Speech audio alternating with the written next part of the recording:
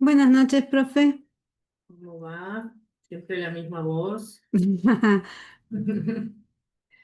Bueno, nos queda la clase de hoy y nos queda la clase de día martes, que es mitad clase y mitad repaso. El parcial, el tercer parcial o recuperatorio, depende de la situación, es el miércoles 11. Como ya más o menos se lo imaginarán, entra hasta lo que veamos el martes en esa partecita chiquita de clase que vamos a tener. Entra desde lo que no entró, digamos, para el segundo parcial hasta lo que veamos el martes en esa parte de clase que vamos a tener. El resto va a ser clase de consulta. Bueno, dudas que tengan antes de que arranquemos con la clase.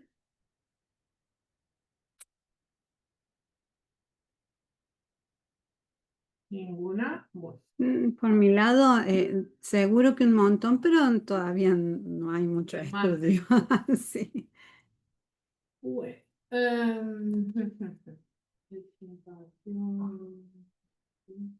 Profe, Señora, yo no entendí bien eso de la compensación del crédito contra un precio. O sea, ¿a qué se refiere? primero lo que te marca la norma es que toda compensación únicamente va a ser válida si es realizada antes de la declaración del cliente, ¿no? Entonces, Sí, para que se comprenda, te voy a poner un ejemplo práctico. Supongamos un acreedor prendario. El acreedor prendario eh, subasta ejecuta su privilegio, ¿sí? O sea que ejecuta la prenda. Únicamente por el 211, ¿sí? Que es la excepción, va a poder compensar su acreencia contra lo que le correspondería. A ver, vamos al ejemplo completo. El acreedor prendario ejecuta la prenda y a su vez es el que compra, ¿sí? Entonces, como es el que compra, tiene que pagar la subasta, lo que gastó en esa subasta. Pero a su vez tiene una creencia. Entonces, ¿qué nos dice la norma como básico, como regla general? Que la compensación no está permitida salvo que haya sido realizada de la declaración de quiebra, con la excepción de lo previsto en el 211, que aquellos acreedores que tengan un privilegio hipotecario prendario podrán compensar hasta el límite de su precio. Entonces, si tenía que pagar 100 pesos por el auto que ejecutó en la subasta para a su vez recuperar la creencia, y a su vez es no solo acreedor, sino que compra en esa subasta, podrá compensar sin pagar, porque compensa porque tiene un débito y un crédito, hasta el límite del precio que tiene que pagar. ¿Se comprende lo que estoy diciendo? bien, ahora sí, profe, gracias. Bueno, bueno mis niños, vean, si yo en este PowerPoint que venimos llevando como eje para no perdernos en todo este proceso de quiebra que estamos estudiando. Me vuelvo al principio, resulta ser de que yo tengo lo que marca el artículo 177 en orden a lo dispuesto en la sentencia de quiebra. ¿A qué me estoy refiriendo? A lo que debe hacer la sindicatura una vez que ha aceptado de manera inmediata y urgente, que es la incautación, conservación y administración de los bienes, en el objetivo de que aquellos bienes que son incautados luego, mediante la forma de realización más adecuada del proceso de quiebra, que en general es la subasta, a través de esa subasta se obtengan fondos y esos fondos, a través de lo que es el proyecto de distribución, puedan ser distribuidos y con esto se pague hasta donde alcance a los acreedores en destino. ¿Sí?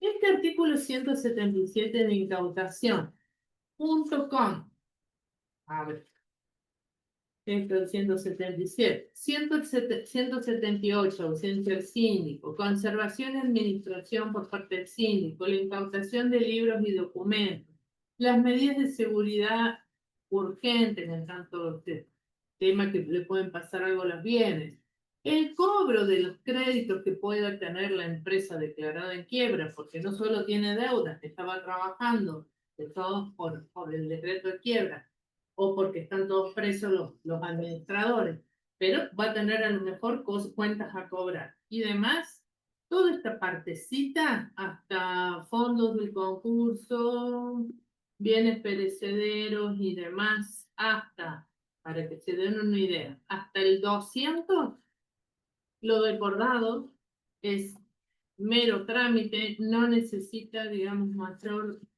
aclaración. No obstante, como lo tienen que estudiar para el tercer parcial o para rendir la materia, cualquier duda que les ofrezca, son artículos muy simples que son totalmente claros, que no merecen mayor explicación. Cualquier duda, no obstante, lo que les estoy diciendo, el martes en la consulta lo pueden plantear. ¿Por qué quiero hacer esto? Porque quiero hacer hincapié en todo lo que es el periodo informativo en la quiebra, para luego llegar a lo que es el recálculo de créditos en la quiebra, que sí son temas más complejos y que quiero utilizar para el tiempo para explicárselos. ¿A dónde estamos parados? Lo que llamamos periodo informativo en la quiebra es lo que en el concurso preventivo se llama proceso de verificación de crédito. Si ustedes ven el artículo 200, resume en un único artículo todo lo que está establecido y regulado en el artículo 32 hasta el 35, creo que es del informe individual, déjenme ver para no decirles de manera incorrecta, de gastos, periodo de observación. Exactamente. ¿Ven? El síndico debe presentar los informes a que se refiere el artículo 35, que son los informes del individual, y el informe general, el informe separado respecto a cada uno de los quebrados. En definitiva, en el artículo 200 tenemos el artículo 32, el 33, el 34, el 35 y no sé si el 36, que es la sentencia de verificación de crédito. Para que ustedes tengan una idea, dice el artículo 200, todos los acreedores de causa o título anterior a la declaración de quiebra y sus garantes deben formular al síndico el pedido de verificación de sus créditos, también indicando monto, causa y privilegio. La petición debe hacerse por escrito, en 2 copias y demás. No nos vamos a detener en eso porque hoy los pedidos de verificación son digitales a través de un email o a través de una plataforma que disponga la sindicatura. Más allá que como cuando les expliqué, cuando vimos concurso preventivo, la ley no está modificada, por ende esto está vigente, salvo que el tribunal en orden, por ejemplo, en Córdoba, a lo que establece la comuna acordada, que son decisiones del Poder Judicial, establezca la verificación no presencial. Eso es una evolución que se gestó en la pandemia, en donde los concursos y las quiebras seguían peticionándose y demás, entonces de tal manera que se pudo hacer la verificación sin que el acreedor fuera presente personalmente ante el síndico como marca la norma. Entonces, ¿qué más tenemos? El síndico devuelve los originales. Bueno, eso no lo vamos a trabajar por lo que les explico. La verificación es no presencial. Dice, el pedido de verificación produce los mismos efectos que produce el pedido de verificación en el concurso preventivo. Produce los efectos de una demanda judicial, sin embargo, no es una demanda judicial. Interrumpe la prescripción e impide la caducidad del derecho y de distancia. Por cada solicitud de verificación de créditos que se presente, el acreedor, ya sea tempestivo, incidental o tardío, pagará al síndico un arancel equivalente al 10% del salario mínimo vital y móvil, que se sumará a dicho crédito. El síndico, como bien marca el concurso preventivo, esto es igual, el síndico afectará la suma recibida a los gastos que le demande el proceso de verificación y confección de los informes, con cargo de oportuna rendición de cuentas al juzgado, quedando el remanente como suma cuenta de honorarios a regularse por su actuación. Exclúyase del arancel a los créditos de causa laboral y a los equivalentes a menos de 3 salarios mínimos fiscales inmóviles sin necesidad de declaración judicial. Luego les habla de las facultades de información. El síndico debe realizar todas las compulsas necesarias y documentos en los libros y documentos del fallido y en cuanto correspondan los del acreedor. Puede el síndico valerse de todos los elementos de juicio que estime útiles y en caso de negativa a suministrarlos, solicitar al juez de la causa las medidas para que pueda realizar esa investigación y valerse de todos los elementos necesarios. Debe formar y conservar los legajos, eso no es aplicable a la verificación no presencial. Después viene el periodo de observación de crédito, que no es otro que el regulado en el artículo 34 de la norma, en la parte de concursos. ¿Qué les quiero decir? Todo lo que vimos en diversos artículos en el concurso preventivo está resumido y de manera conjunta en un único artículo, que es el artículo 200. Habla de las observaciones y demás. No lo vamos a desarrollar porque es exactamente lo mismo. Luego, el 201 define un comité de control. Dice, dentro de los 10 días contados a partir de la resolución del artículo 36, el síndico debe promover la constitución de un comité de control que actuará como contralor de la etapa liquidante. Y acá siempre tenemos que, de una u otra manera, tener en claro que estamos hablando de un proceso liquidativo. Cuando nosotros empezamos a trabajar y a desarrollar lo que es el proceso de quiebra, yo como punto de partida les marqué que podemos tener quiebra directa o quiebra indirecta, que la indirecta proviene de un concurso preventivo anterior y que la directa no hay concurso preventivo anterior y que puede ser propia o pedida. ¿Sí? ¿Por qué digo esto? Porque ustedes tienen que tener en claro que el objetivo, ya sé que ya lo he dicho un montón de veces, no importa, para que tengan, digamos, el enfoque en claro, el objetivo del concurso preventivo es muy diferente al objetivo que tiene la quiebra.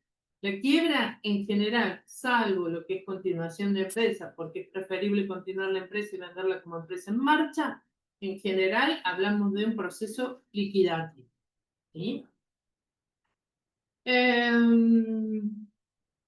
Artículo 202, quiebra indirecta. En los casos de quiebra declarada por aplicación del artículo 81, inciso 1, los acreedores posteriores a la presentación pueden requerir la verificación por vía incidental, en la que no se aplican costas, sino en casos de pedido u oposición manifiestamente improcedente. Este 202 lo vamos a trabajar en un ratito cuando veamos el cálculo de créditos. ¿Sí? ¿Por qué? Porque a modo de que tengamos los ingredientes de lo que tenemos que, la comida que vamos a preparar, bueno, la realidad es que tenemos el 200 y tenemos el 202. Pero además también tenemos créditos de causa título anterior a la presentación en un concurso preventivo, en tanto hablemos de una quiebra indirecta. Tenemos créditos postconcursales, en tanto hablemos de una quiebra indirecta. ¿Sí? O sea que se abre un abanico de posibilidades que los tenemos que trabajar y entender para poder entender correctamente lo que es el proceso de recálculo de crédito. ¿Sí? A ver.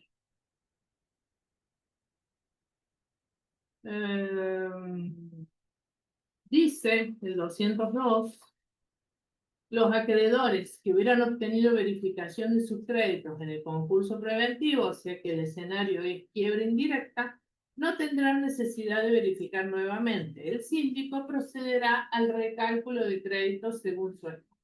¿Sí? Muy bien. Voy a dejar de compartir esto y vamos a intentar trabajar lo que es recálculo de créditos en la quiebra.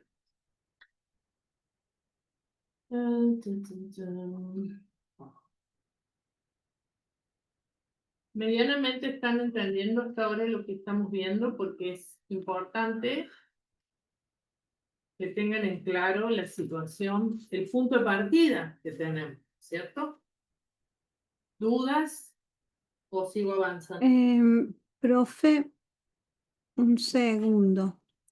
Díganme. Este 202 habla sobre los casos de quiebra declarada por aplicación del artículo 81. Sí, Y el artículo 81 habla de los acreedores excluidos. sí. Ay, No pueden solicitar, claro, no pueden solicitar la quiebra, el cónyuge, los ascendientes. un error de la ley. Ah, Claro. Es el 77. 77, ajá. Ese sí tiene 3 incisos. 81, inciso 1, no. Es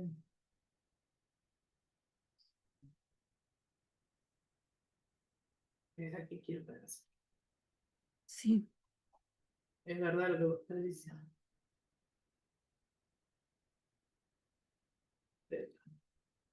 No. Para mí es el 77, el 202.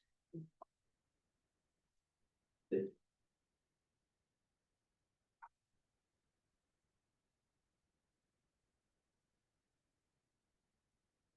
77, inciso 1. En vez de 81, inciso 1, 77, inciso 1. Ahí va, ahora lo cambiamos. ¿Y cuál es? Está bien. Quiero que 77. se detengan. 77, inciso 1. Dice, en los casos previstos en los artículos 46, no logró las mayorías. O sea, Ahí. ¿cuál es el 202? El que se aplica el 202 cuando es quiebra indirecta. ¿Por qué? No logró las mayorías, no presentó la propuesta, ató la propuesta de privilegiados a la previa aprobación, condicionó la propuesta. Crackdown, impugnación, no homologación y nulidad. Nulidad. ¿Sí? O sea que mi escenario del 202 es por quiebra indirecta. Pero no todo es tan simple, por eso vamos a trabajar lo que es recálculo de créditos del equipo. Vamos con las cuestiones preliminares. Vieron que nosotros cuando vemos temas especiales, a mí me gusta tener todos los ingredientes. No van a creer que yo soy una gran cocinera. Para mí la cocina es un misterio, ¿no? Y lo va a seguir siendo, no pretendo resolverlo a esta altura de mi vida. Pero sí, me gusta tener todos los ingredientes, al menos en lo que vamos a ver, ¿no? En la cocina, porque ya les digo, es un misterio. En mi caso se come por milagro. El punto es el siguiente.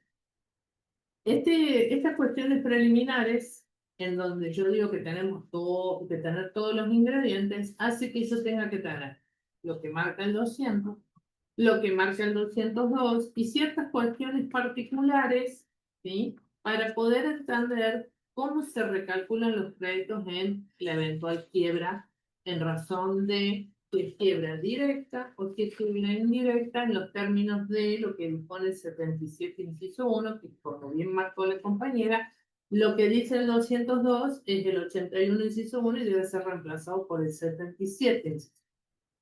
¿Cuáles son las cuestiones preliminares importantes? Artículo 200. Periodo informativo en la quiebra. Proceso de verificación normal y habitual. Semejante al 32 del concurso preventivo. ¿Sí? Recién estuvimos desarrollando el 200 y les dije, es lo mismo juntado en un solo artículo. Todos los acreedores de causa título anterior a la quiebra y sus garantes deben formular al síndico los pedidos de verificación indicando monto, causa y privilegio. Eso es lo que marca el 200. ¿Qué nos dice el 202? Quiebra indirecta por artículo 77, inciso 1. Causales: cumplimiento del acuerdo preventivo, nulidad del acuerdo preventivo, impugnación aceptada de la existencia del acuerdo, no logró las mayorías o por toda otra manera fracasó el concurso preventivo, en donde este artículo plantea dos situaciones. Dice, los acreedores que hubieran obtenido la verificación de sus créditos en el concurso preventivo no tendrán que verificar nuevamente. El síndico recalcula sus créditos según su estado. ¿Por qué tiene que hacer esto el síndico? ¿Qué se les ocurre? ¿Qué escenario tuvieron ustedes a esta altura de la vida, digamos, y del trámite del desarrollo de la materia? Quiero que ustedes me respondan por qué el síndico va a recalcular. ¿Qué pasó en el concurso preventivo con los créditos? Díganme ustedes cuál es el razonamiento por el cual el síndico, en un escenario de quiebra indirecta, a aquellos acreedores de causa a título anterior a la fecha de presentación del concurso preventivo, el síndico los va a recalcular. ¿Inflación, profe? No. Eso es un escenario exógeno. Yo hablo de endógeno, hacia adentro del proceso del concurso. ¿Qué marcó la norma? ¿Qué dijo qué estableció la ley? En el chat dice innovación, profe. Bueno, en el chat no está correcto porque la innovación es un paso más adelante. Yo estoy preguntando, a la fecha de presentación en concurso preventivo, ¿qué pasó con los créditos de causa a título anterior a la fecha de presentación en concurso preventivo? ¿Hubo algo que se suspendió en su devengamiento? Profe, que se cristalice el pasivo. Me interesa. Muy bien, entonces, si se cristalizó el pasivo y se suspendió el devengamiento de los intereses por imperio del artículo 19, salvo hipoteca, prenda y laborales, resultó ser que, como bien dijo el compañero, se cristalizó el pasivo a la fecha de presentación. Pero ese pasivo se cristalizó a la fecha de presentación en razón del concurso preventivo. Si el concurso preventivo fracasó, no se logró las mayorías, o se impugnó la existencia de acuerdo, claramente yo tengo que pensar en que esos acreedores tienen que ser llevados a la fecha de declaración de quiebra. ¿Sí? Ustedes verán que cuando les fui dando las razones de por qué me voy de la fecha de presentación en concurso preventivo, entiéndase, fecha de cristalización del pasivo, me voy a sentencia de quiebra, tomé dos causales, impugnación a la existencia de acuerdo o que fracasó el concurso. ¿Por qué hago esta separación?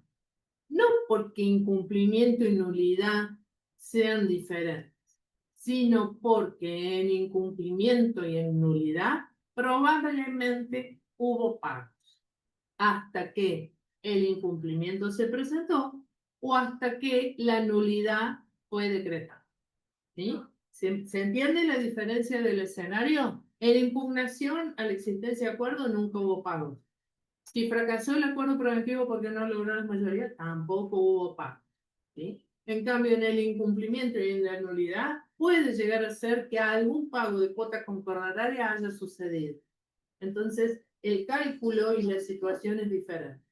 En todos los casos, los acreedores que son de causa a título anterior a la fecha de presentación en concurso preventivo deben ser actualizados a sentencia de quiebra.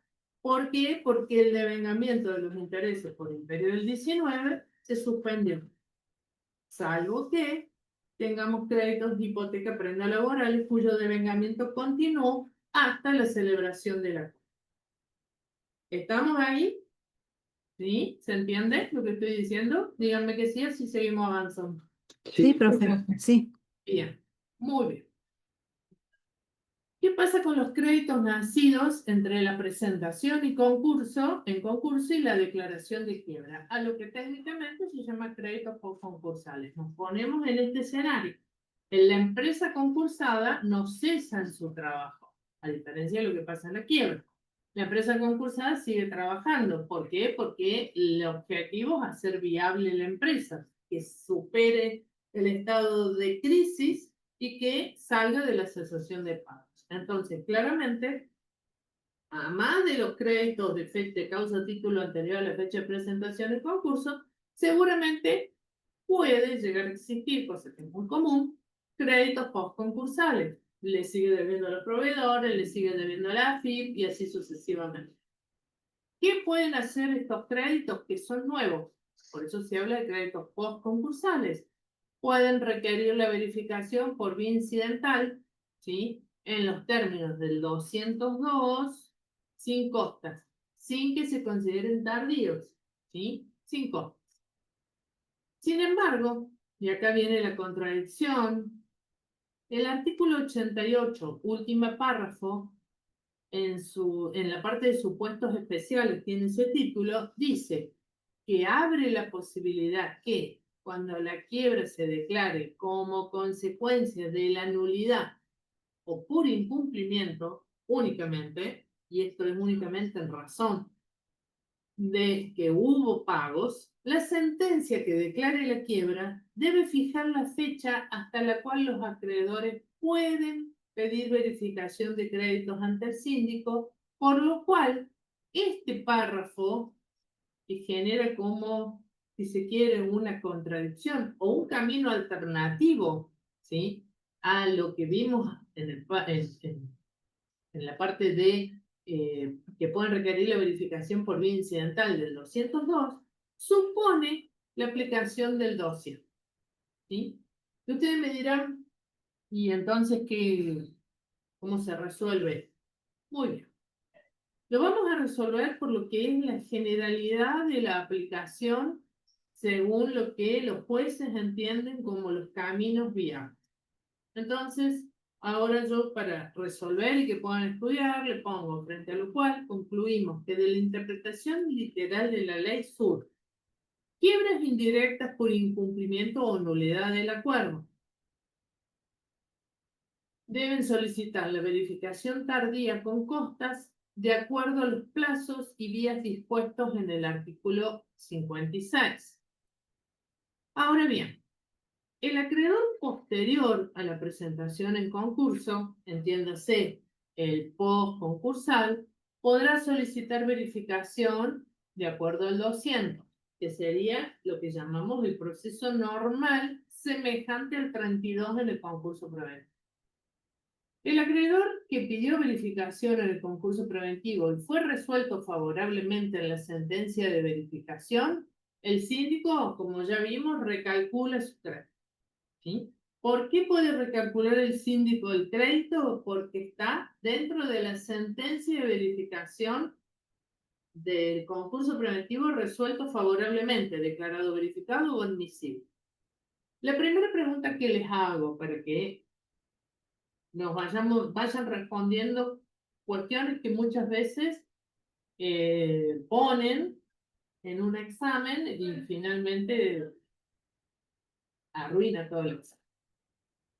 ¿Puede un síndico recalcular un crédito que en el concurso preventivo fue declarado inadmisible por sentencia de verificación?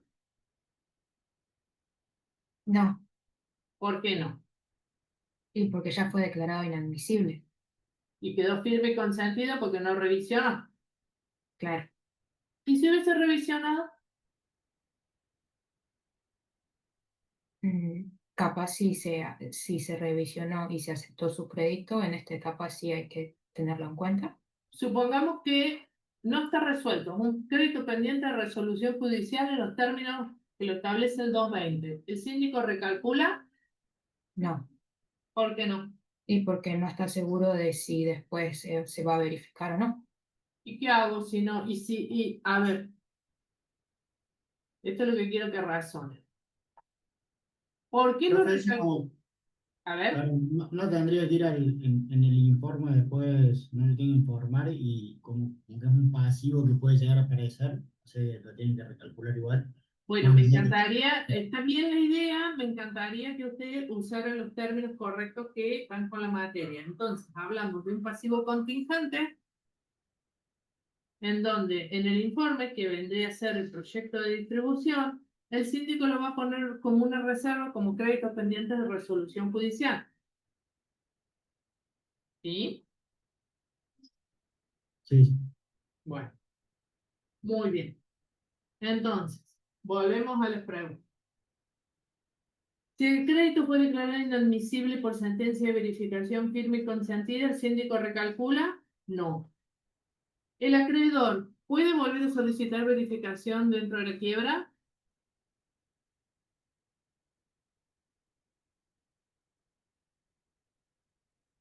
Imagino que sí, profe, ¿o no?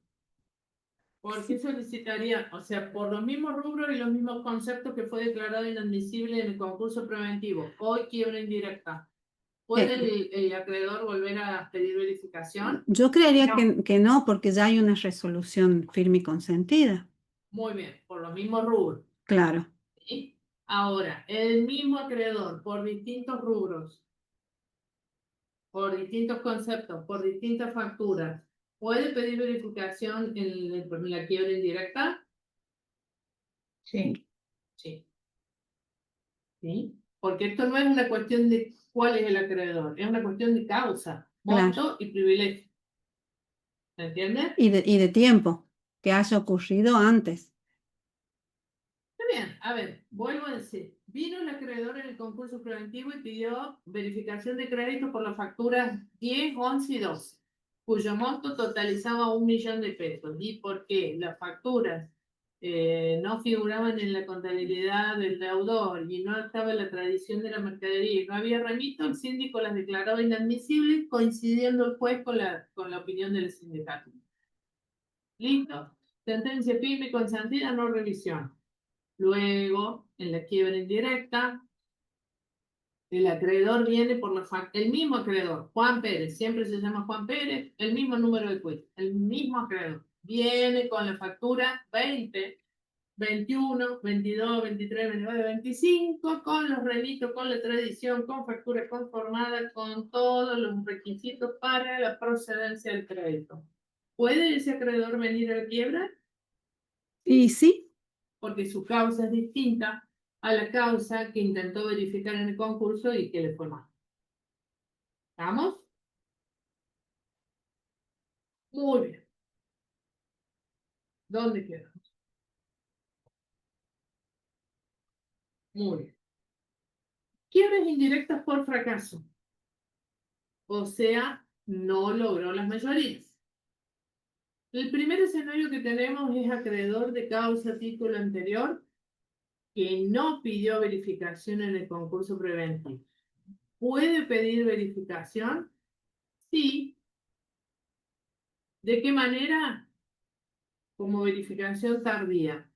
¿Por qué? Porque hablamos de un acreedor remiso, que fue remiso en el concurso preventivo. ¿Por qué se lo llama acreedores remisos? ¿Porque no tuvo ganas de hacer las cosas? Bueno, el alcance del término remiso es un poco más amplio y quiere significar, porque si ustedes ven el trámite del pedido de verificación tempestivo, implica un cotejo, una facultad de investigación, una compulsa por parte de la sindicatura, y que la sindicatura luego emite un informe. En lo que es el trámite de la verificación tardía de este acreedor remiso que no se enteró o que dijo no voy a la tempestiva, voy a la tardía, es diferente, se pide ante el juez pagando tasa, caja, aranceles. Pero ¿qué sucede? En la verificación tardía se aportan las pruebas y una vez finalizado el periodo de prueba, recién allí la sindicatura va a emitir un informe semejante al individuo. En todo ese tránsito de cosas, si uno compara el trámite que tiene que transitar, que tiene que realizar el acreedor dentro de lo que es la verificación tempestiva, hay una gran diferencia con el trámite que tiene que realizar el acreedor cuando pide verificación tardía. Más allá que la tardía es más onerosa porque tiene que pagar tasa, caja, arancel, cosa que en la tempestiva solamente tiene que pagar arancel y cuando corresponda. Lo cierto es que en la tempestiva existe lo que se llama la observación de los pedidos de verificación por parte de el resto de los acreedores que pidieron verificaciones por parte del deudor. Ese trámite de observación no está previsto en la tabla. Entonces, el acreedor remiso muchas veces se supone que escapa solicitando verificación tardía a esta posibilidad de que el propio deudor o el resto de los acreedores lo pueda observar y manifestarse sobre su pedido de verificación. ¿Sí?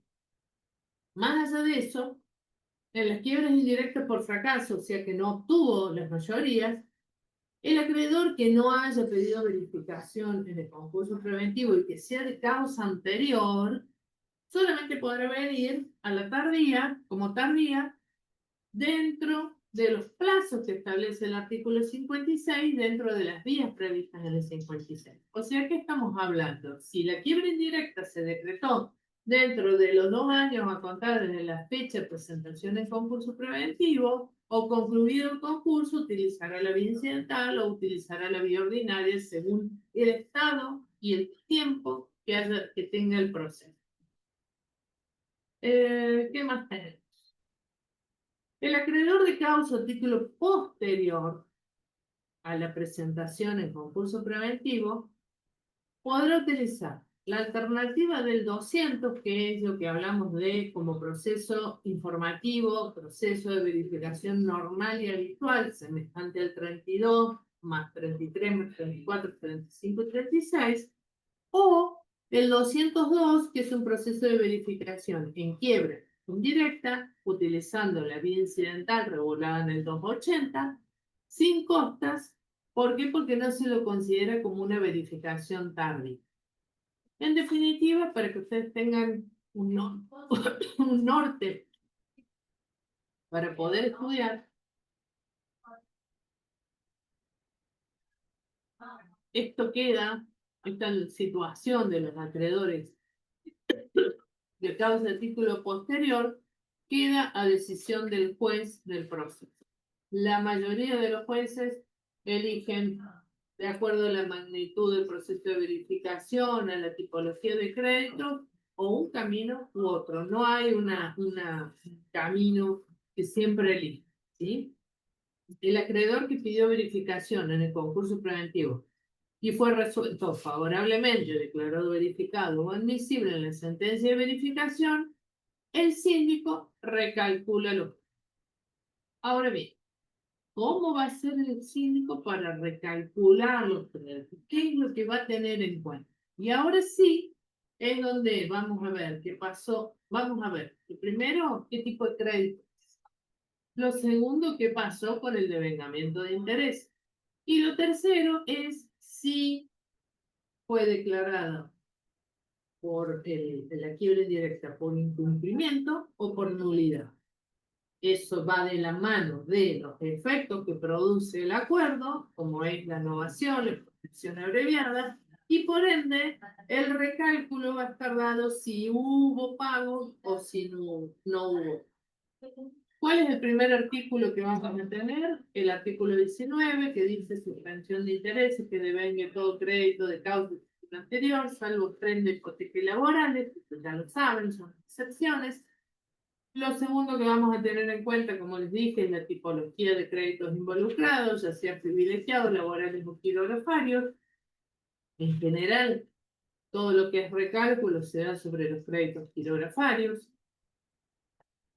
Vamos a ver, porque en realidad, a ver, el mayor cálculo, el mayor actualización del crédito va a estar en los créditos quirografarios. No obstante, los créditos privilegiados, hay un momento, si es que hay acuerdo para acreedores privilegiados, que en general, como bien ustedes saben, no hay, porque se los negocia de otra manera, pero supongamos que los hubiere, el crédito privilegiado, hay un momento en donde se corta el devengamiento para poder tener un valor de la deuda. Lo mismo pasa con los créditos laborales, en donde sabemos que no se suspende el devengamiento, pero hay un momento en donde se va a decir, bueno, 100 de capital, 20 de intereses, y con los 120 formula una. Bueno, distintas son las fechas de paralización del devengamiento de intereses. ¿Qué otra cuestión tengo que tener en cuenta? El 129, cómputo. El 129 es importante porque además es en ese orden y en ningún otro.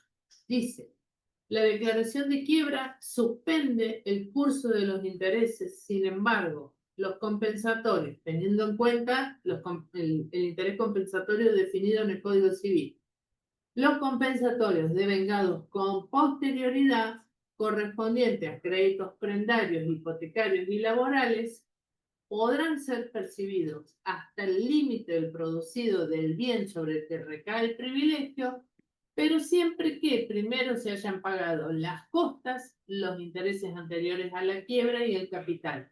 Luego, recién allí podrán ser satisfechos los intereses compensatorios posteriores, pero si no hay remanente, se desechan.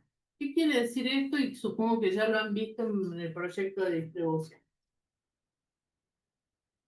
Supongamos que ustedes en el proyecto de distribución tienen para subastar una casa y varios rodados.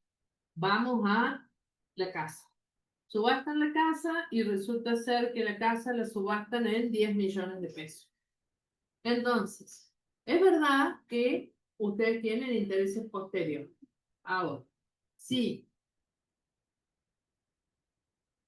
sobre los 10 millones, y esto vieron lo que son los cálculos auxiliares, ¿no es cierto? Ustedes vieron el proyecto de distribución y los cálculos auxiliares, que son a su vez más importantes muchas veces que lo que es el proyecto de distribución en sí. ¿Por qué digo esto?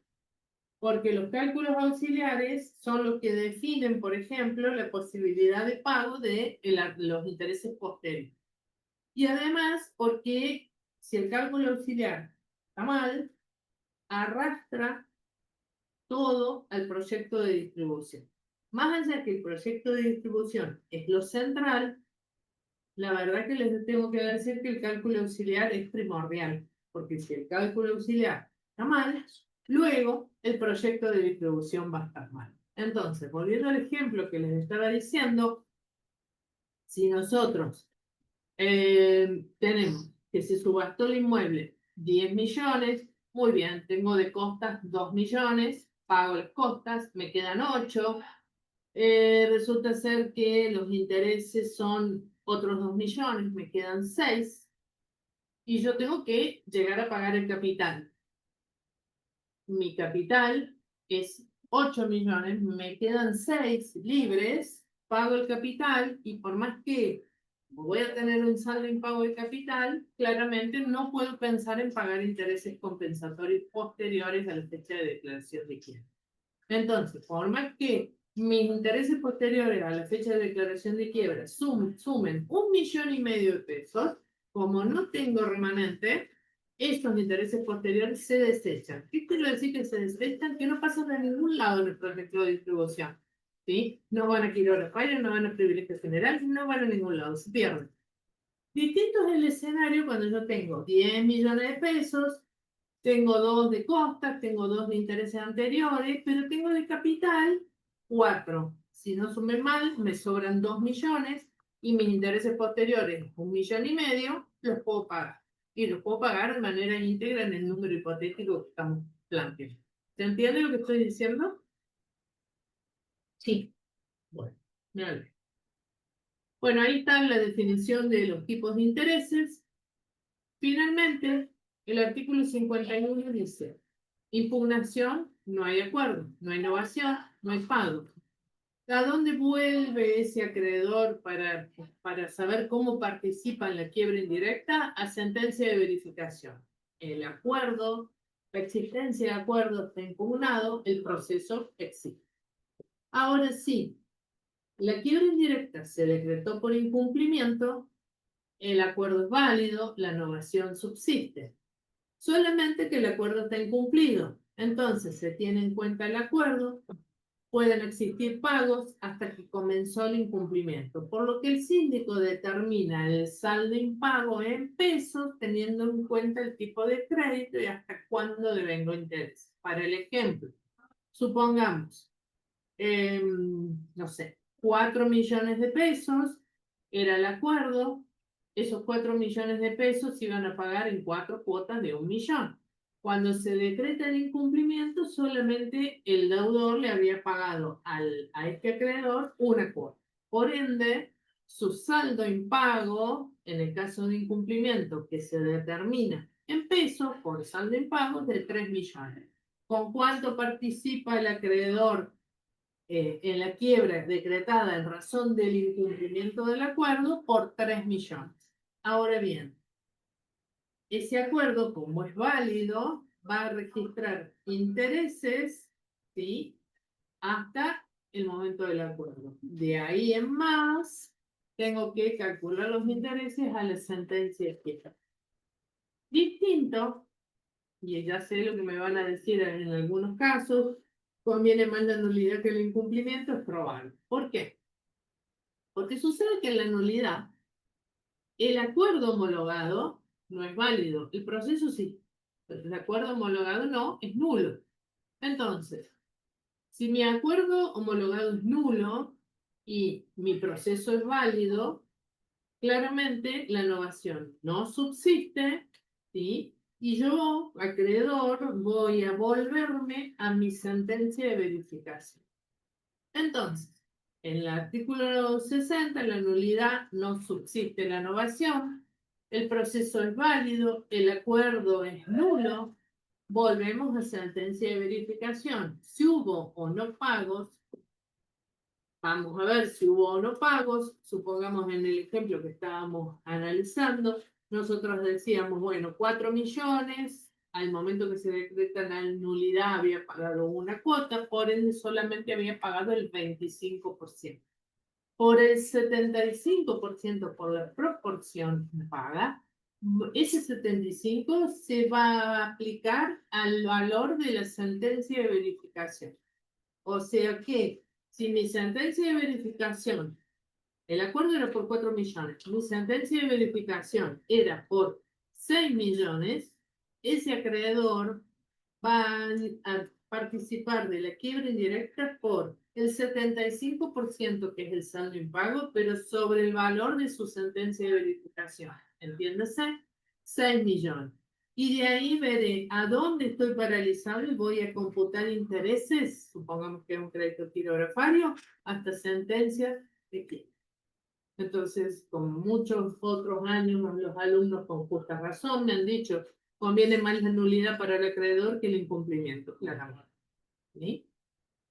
Bueno, los escucho en lo que sea dudas y demás. Perdón, ¿podría volver a explicar lo último, lo de los porcentajes? Dice la norma que cuando se decrete la nulidad, el acreedor participa en la quiebra por la proporción incumple, por la proporción que no ha podido cobrar. Entonces, para medianamente yo poder explicárselo, les tengo que decir, vamos al siguiente escenario. Sentencia de verificación de ese acreedor, 6 millones. En razón del acuerdo, que luego va a ser declarado nulo, siempre tengan presente que para que algo pueda ser declarado nulo, tiene que haber existido. ¿Sí? Yo no puedo declarar nulo algo que no existe nunca. Ese acuerdo existió. Entonces, de 6 millones, el acreedor acordó con el deudor que le iba a pagar 4 millones, porque había un esquite, que esos 4 millones se le iba a pagar en 4 cuotas. ¿Sí? De 1 millón cada uno. Entonces, al momento que se decreta la nulidad, le había pagado una sola cuota. Entiéndase, como la norma te marca que tenés que calcularlo como porcentaje, como proporción, había cobrado solamente el 25%, que es el equivalente a 1 millón de 4 millones. Tenía impago el 75%. Ahora, yo no puedo volver al acuerdo preventivo porque el acuerdo fue declarado nulo. El proceso es válido. ¿A dónde vuelvo? Vuelvo a sentencia de verificación. Mi sentencia de verificación me reconoce 6 millones. El acuerdo ya de los 4 millones es nulo. No es más. Cobré 1 millón, el 25%. Tengo un saldo en pago en porcentajes del 75%. Como vuelvo a sentencia de verificación, lo tengo que trabajar en porcentaje. ¿Por qué? Porque mi base cambia. Mi base ahora vuelve a ser 6 millones. Entonces, ese acreedor que está inmerso en un proceso concursal en donde su crédito fue reconocido, pero que el acuerdo ahora es nulo, ¿sí? Por exageración fraudulenta del pasivo, por lo que fuere, por alguna de las causales, ¿sí? Va a participar en la quiebra indirecta por el 75% de 6 millones. ¿Está bien? Ahora bien, si ese crédito es un crédito quirografario y está por 6 millones en la sentencia de verificación, sabiendo que su crédito dejó de devengar intereses a la fecha de presentación, yo esos 6 millones le tengo que calcular intereses de la sentencia de verificación a la sentencia de quiebre. Sobre ese nuevo valor, aplicarle el 75% que es el saldo de impuesto. Perfecto, profe. Ahí me quedó claro. Bueno, me alegro. Ustedes piensan que uno dice las cosas así, pero yo tengo que pensar y ordenar mi cabeza para semejantes cosas. Así que me alegro muchísimo que sí. Bueno, dudas, consultas, preguntas. Yo les digo para que ustedes tengan un norte. A ver, vamos a ver un poquito. Déjenme ver. Ujú. Profe, ¿habrá posibilidad que suba estas filminas de lo que dio hoy? Sí, claramente, porque además, a ver, ujú, porque además yo quiero que tengan a mano lo que no les di, digamos, que lo doy por dado del 177 hasta antes del 200. No obstante, como tenemos un poquito de tiempo y quiero que de una u otra manera ustedes tengan mayor tiempo para efectuar consultas el día martes, vamos a avanzar un poquito, unos 10, 15 minutos, como con otras formas de conclusión de la quiebra, inhabilitación del fallido, a modo de ir acercándonos al final de la materia. A ver, vamos de atrás para adelante. La forma en que una quiebra concluye es el final, ¿sí? O puesto de otra manera, lo que es la subasta, el proyecto de distribución, la liquidación de bienes, ¿sí? Sin embargo, y esto lo quiero plantear así para que ustedes puedan avisorar, digamos, todos los caminos. Nosotros acá tenemos conversión de la quiebra en concurso, recurso de reposición, que ya lo vimos, y desistimiento del deudor de su propia quiebra, ¿sí? Estas tres primeras cuestiones que tenemos acá y que ya las hemos desarrollado, vean los números de artículo y por eso se van a dar cuenta, claramente son las primeras salidas, ni bien le decretan la quiebra al deudor, ¿sí? Conversión de la quiebra en concurso, recurso de reposición o desistimiento del deudor de su propia quiebra, artículo 87 y demás. Lo que sigue, que están en letras más grandes, son soluciones, pero que se pueden implementar casi al final del proceso de quiebra. ¿Por qué? Porque el avenimiento es para evitar la subasta. La carta de pago con depósito en pago, depósito en embargo, también, ¿sí? La inexistencia de acreedores se da cuando después del proceso de verificación nadie apareció. Y ustedes me dirán, profe, ¿qué está diciendo? ¿Cómo puede ser? Bueno, les cuento que hace muchísimos años hubo un proceso de una declaración de quiebra de algo semejante a una obra social que no era tal, digamos, era como una prepaga privada, en donde se esperaban en todo el país, yo qué sé, no sé, no me acuerdo la cifra, pero eran 3.000, 4.000 acreedores, un disparate de acreedores para poder manejar dentro de un proceso quebrado. Lo cierto es que se instrumentaron lugares de verificación en todo el país. Miren, si aparecieron 30 acreedores fue mucho. Claramente no es inexistencia de acreedores, pero ¿qué les quiero decir? Existen estas situaciones. Nada está, digamos, previsto en la ley que no haya pasado en algún momento. Después, ¿qué más tenemos? Liquidación de bienes alcanzando para el pago total, o sea, otro escenario, si se quiere, raro, en donde el deudor le vino bien que le liquiden y le subasten todos los bienes porque se llevó plata a su casa. Y la existencia de bienes sin pago total después de 2 años a contar desde la clausura del procedimiento sin que haya reapertura. Y la existencia de bienes o insuficiencia de estos para atender gastos y honorarios después de 2 años de la clausura por falta de activos sin reapertura. ¿Sí? Vamos a desarrollar lo que es avenimiento. Está previsto en el 225.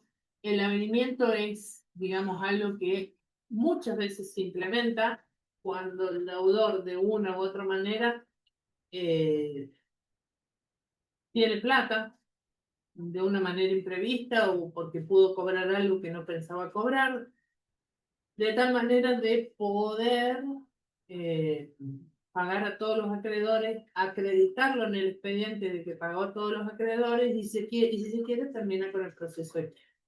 ¿Qué nos dice el 225? Dice, presupuesto y petición. El deudor puede solicitar la conclusión de su quiebra cuando consientan en ello todos los acreedores verificados. O sea, por eso digo, estoy al final del proceso en donde yo ya tengo una sentencia de verificación, el avenimiento es unánime, o sea, necesita de todos los acreedores contenidos en esa sentencia de verificación, como así también necesita plata para pagar la tasa, la caja, las costas y los honorarios de todos los profesionales intervinientes. Lo debe expresar mediante escrito, cuyas firmas deben ser autenticadas por escribano o ratificadas por ante el juzgado, por ante el secretario del juzgado. La petición puede ser formulada en cualquier momento, después de la verificación, ¿sí? O sea que no puede ser, no es una solución que se pueda implementar al inicio, como puede ser las tres anteriores, conversión, recurso de reposición, que vimos antes, o el desistimiento del deudor de su propia quiebra. Entonces, la petición puede ser formulada en cualquier momento, pero siempre después de la verificación y hasta que se realice la última enajenación de los bienes del activo, exceptuando los créditos. Dice el 226 que el avenimiento produce los siguientes pedidos, produce los siguientes efectos. La petición solo interrumpe el trámite del concurso, entiéndase quiebra, cuando se cumplen los requisitos exigidos.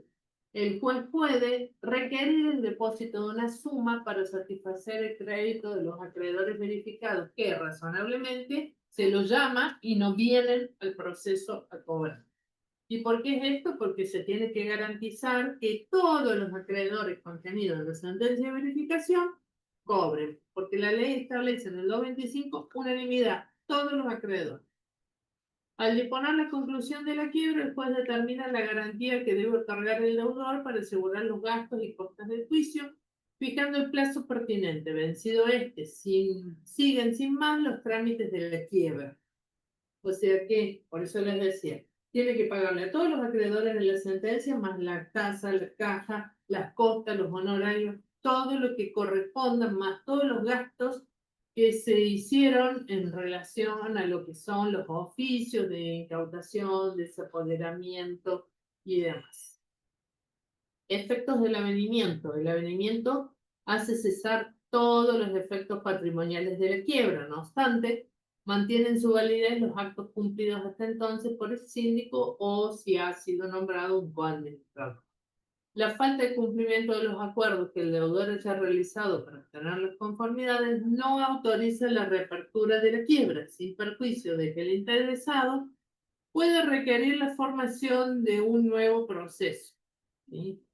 Y les digo una cosa, esto último en general no ocurre. ¿Por qué?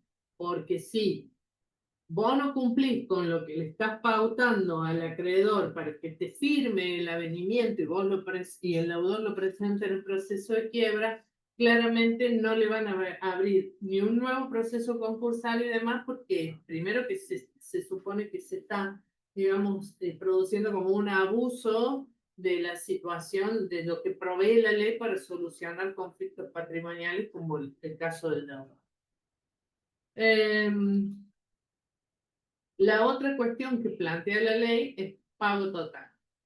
Requisitos. Alcanzando los bienes para el pago de los acreedores verificados, los que se encuentran pendientes de resolución, entiéndase, artículo 220, y los gastos y costas del concurso, los gastos y costas de la quiebra, tasa, caja, gastos en oficio, gastos en cerrajero y demás, Debe declararse la conclusión de la quiebra por pago total una vez aprobado el estado de distribución definitiva o, puesto de otra manera, una vez aprobado el proyecto de distribución que ustedes como síndicos elevan junto con el informe final.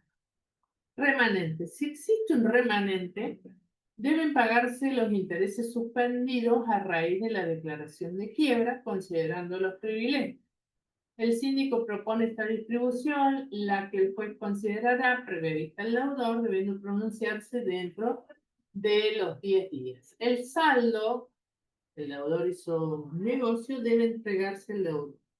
Este remanente del pago total va de la manito del 129, ¿sí?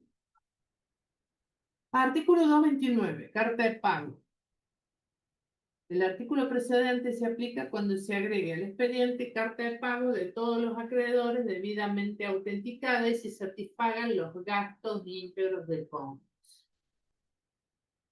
También se aplica cuando, a la época en que el juez debe decidir sobre la verificación o admisibilidad de sus créditos, no existe presentación de ningún acreedor, no existen acreedores, y se satisfagan los gastos íntegros de la quiebra. Volvemos. Tasa, caja, honorarios, gastos en oficiales de justicia, en incautación, en, ¿cómo se llama esto? Cerrajería. Clausura por distribución final. Artículo 230. Presupuesto. Realizado totalmente el activo y practicada la distribución final, el juez resuelve la clausura del procedimiento. La resolución no impide que se produzcan todos los efectos de la quiebra. Sin embargo, artículo 231, reapertura. El procedimiento puede reabrirse cuando se conozca la existencia de bienes susceptibles de desapoderamiento. O puesto de otra manera, para que puedan distinguir ustedes conclusión de clausura, me gusta asemejarlo a lo que pasa con la clausura en las clausuras impositivas. Se clausura por un tiempo y luego la empresa vuelve a abrir, el local cumplida la clausura, vuelve a abrir. Bueno, esta clausura que establece el artículo 230 por distribución final puede ser que el proceso se reabra cuando se conozca la existencia de bienes que puedan ser objeto de desapoderamiento. Los acreedores no presentados únicamente pueden requerir la verificación de sus créditos cuando denuncien la existencia de nuevos bienes. O sea que, si yo estoy en un proceso de quiebra y ya fue el proceso de verificación tempestivo, préstenme atención a lo que les voy a decir. Ya fue el proceso de verificación tempestivo.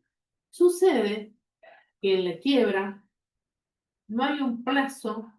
Existe lo que es la verificación tardía, pero no hay un plazo como lo establece el 56, que dice 2 años contados de la fecha de presentación en concurso, cambiando la vía si concluyó. La verificación tardía, el plazo de la verificación tardía, es esto que acabamos de ver. Los acreedores no presentados, remisos, que quieren pedir verificación tardía, únicamente pueden requerir la verificación de sus créditos cuando denuncian la existencia de nuevos bienes. Si ya concluyó, si fue la clausura por distribución final y no, hasta ese momento no pidieron verificación tardía, lo podrán hacer en tanto denuncien la existencia de nuevos bienes. Puesto de otra manera, y esto insisto, porque se pregunta, si yo distribuí en proyecto de distribución 5 rodados y un inmueble porque subasté el inmueble 5 rodados, y con eso le pagué a el acreedor A, B y C, luego concluyó, clausuró por distribución final, informe final y demás, luego viene el acreedor D y E, que no habían pedido verificación tardía, y dicen, quiero cobrar, soy acreedor tardío. Muy bien, denuncia nuevos bienes e ingresa al proceso y podrá pedir verificación tardía. Si no, ya no lo podrá hacer. ¿Se entiende? O sea, profe, una vez que ya se dé por concluida la quiebra, todo, digamos. Clausura por distribución final. Claro. ¿Por qué le marca usted diferencia? Porque como la clausura me permite reabrir, ¿se entiende? Si a mí la clausura me permite reabrir, la forma de reabrir es, hay nuevos bienes, vengan acreedores nuevos. ¿Y? Perfecto, profe. Perfecto. Conclusión de la quiebra. Ahí acá, por eso marco la diferencia. Clausura del procedimiento, puede haber reapertura. Conclusión de la quiebra. Pasado 2 años desde la resolución que dispone la clausura del procedimiento, sin que se reabra porque no hay nuevos bienes, el juez puede disponer la conclusión de la quiebra y ahí sí se terminó. ¿Se entiende? Clausura. 2 años no hay reapertura. Conclusión de la quiebra, finalizado el procedimiento. Perfecto, profe. En mi lugar. ¿Qué nos falta? A ver. Clausura por falta de activo. Listo. Me hacen acordar, el martes que viene arrancamos por clausura por falta de activo. Esto va a entrar, ¿sí? Hasta el 238 en el parcial, pero lo vamos a desarrollar un ratito el martes antes de que ustedes hagan todas las preguntas del caso. Mañana, en el práctico, además de ver todo lo que falta del práctico, que es parte del proyecto de distribución, van a ver del 265 al 271, que son honorarios y demás, de tal manera de que quede completo el dictado y el martes vemos estos articulitos del 232 al 238 que nos están faltando y hacemos consulta y quedan listos para el parcial del miércoles. ¿Sí? Sí, Bueno, profe. dudas, consultas, cuestiones que no se comprendan, todo de la mano. Y ahora me dice, Profe, una consulta. En la conclusión del concurso, cuando dice que el juez puede disponer la conclusión del concurso, en este caso el deudor también debe presentarse a pedir la conclusión como en el concurso preventivo. no.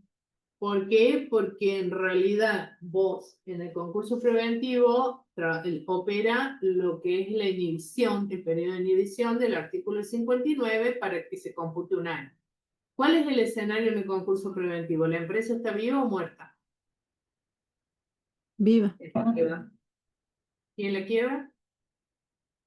Feneció. Y en la quiebra contestan, no te escucho. Liquidada. ¿Está viva o muerta? Muerta. Bueno, ¿para qué voy a pedir un pedido de inhibición y un cómputo si la empresa no puede existir más?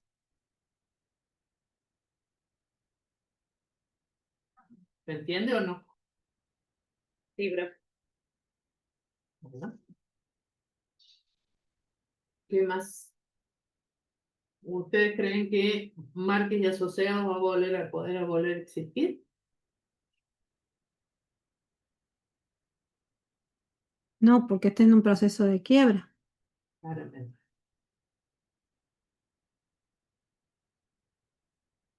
¿Qué más?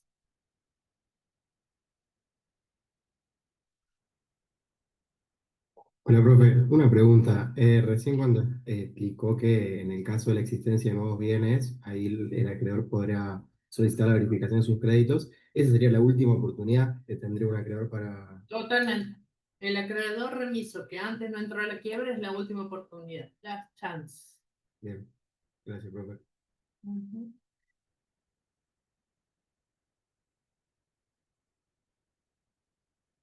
¿Qué más? Profe, consulta. Dime. Pero si la empresa ya ingresó en quiebra, ¿no es cierto? Sí. Entonces, ¿no es de que se puede convertir en concurso? O Sí. En los términos del 90. en los términos del 90. Sí, pero por ejemplo, en este caso que usted no, lo nombró a Márquez y Asociados, ya no sé por qué ya el proceso de quiebra ya está avanzado. No, no sé el cómputo, pero vamos a contestar por el artículo 90 en general. Una vez que ha finalizado la publicación de edictos, el deudor tiene 10 días para pedir la conversión. Finalizados los 10 días, queda firme la sentencia. Listo, y ahí ya no hay marcha atrás. Quiebra de quiebra. Sí, podrá interponer un recurso de reposición, lo cual implica pagarle a todos y a cada uno de los acreedores. Claro, perfecto. Gracias, profe. De nada. Claro, pero si incluso es el tipo de sociedades que tiene la responsabilidad limitada, eh, hasta por ahí le conviene más un proceso de quiebra porque se liquidan los bienes y tal vez no alcance para cubrir todas las acreencias. Y si se va a un concurso preventivo, por ahí es como más engorroso. Qué sé yo, no sé. Lo único que les puedo decir es que el plazo son 10 días desde que finalice la publicación de edictos en los términos del artículo 9.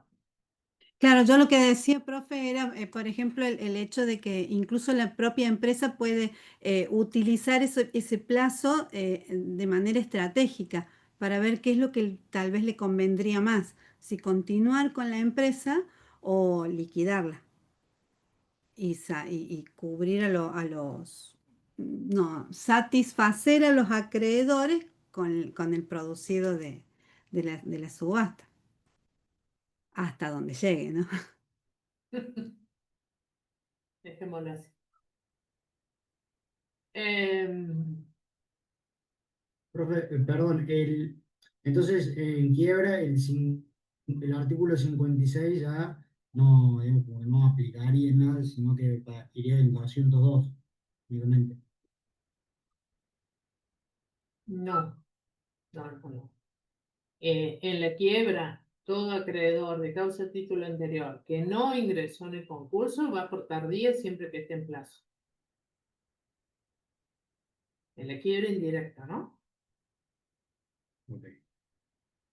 Yo voy a subir el PowerPoint para que se ubiquen, pero son escenarios diferentes de acuerdo a la situación de cada acreedor. No es lo mismo el acreedor de causa título anterior que nunca entró a la quiebra, al concurso, quiero decir, que el acreedor de causa título anterior que entró al concurso y hoy está en la quiebra indirecta, como así también el acreedor post concursal, ¿sí? Que tendrá o el 200 o el 202 a decisión de...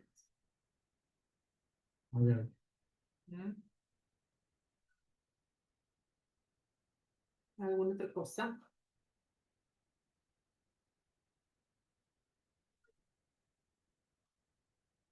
Nos vamos.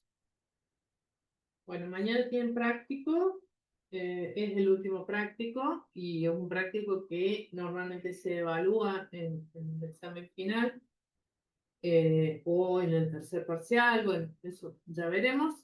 Y bueno, conmigo se vuelven a encontrar el día martes, vamos a desarrollar los últimos articulitos que nos quedan y después hacemos clase de consulta para el parcial del día.